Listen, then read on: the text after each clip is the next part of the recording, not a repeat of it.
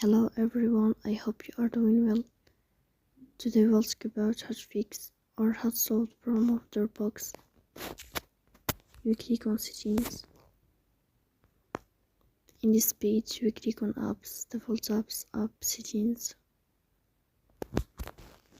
On above here you will search about DropBox app.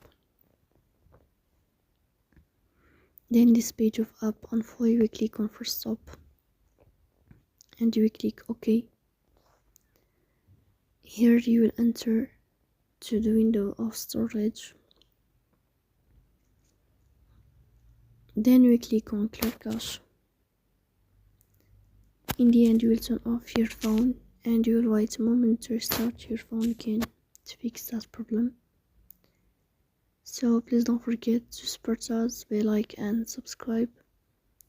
See you next time and thank you.